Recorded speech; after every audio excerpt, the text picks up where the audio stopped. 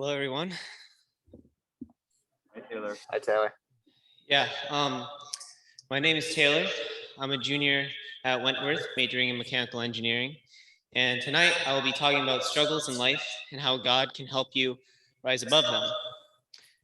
Now, before I jump in, I just want to highlight one of the promises God gives to those who trust him. In Romans 8:28, Paul says, all things together for good, for those who love God and are called according to his purposes.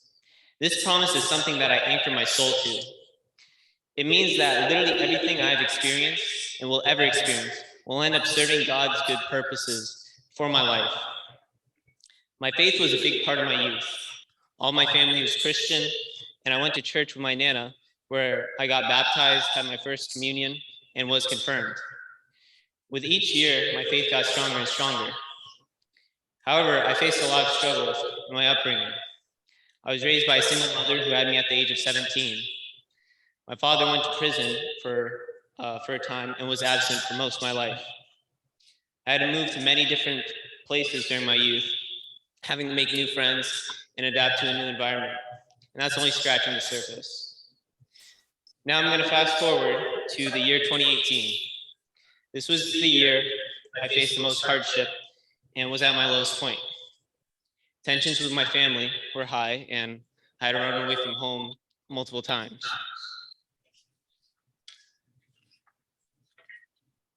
I had a family member almost take their own life.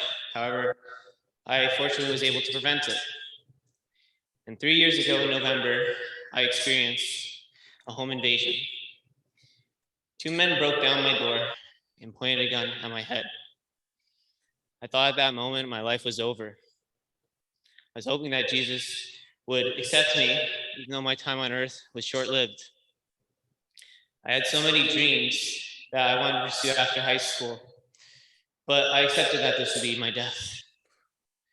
But God knew it was not my time to go yet. I survived that night. God protected me that day. He made sure that gun did not go off and that I would be able to live to tell this story. After that day, it was really hard to recover. I couldn't sleep properly and nowhere felt safe. For someone in my position, it seemed like I could have easily lost my faith after going through such a traumatic experience. But I did not. I consistently prayed to God, asking for his strength and for his guidance. I knew I had already gone through a lot before, and while this was my lowest point, I believed he saved me for a reason. I reminded myself that God was with me and that he would not waste my pain.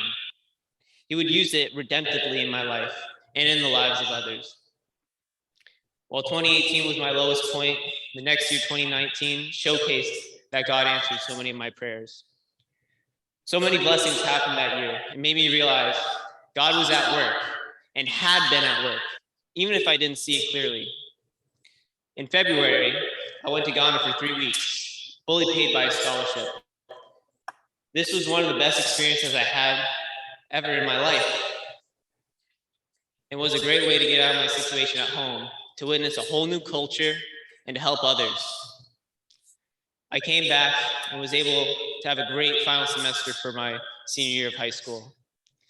And at graduation, my mom, my dad, and all my grandparents were there together. After graduation, I had a great summer and had an awesome start at Wentworth.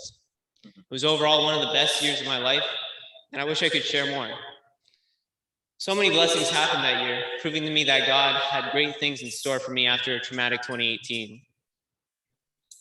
Now, I know we have all experienced some form of hardship or struggle, especially we all just passed 2020. I just want to remind everyone that God is there. He always listens. He will help you overcome your struggles. In Jesus, God has given us life.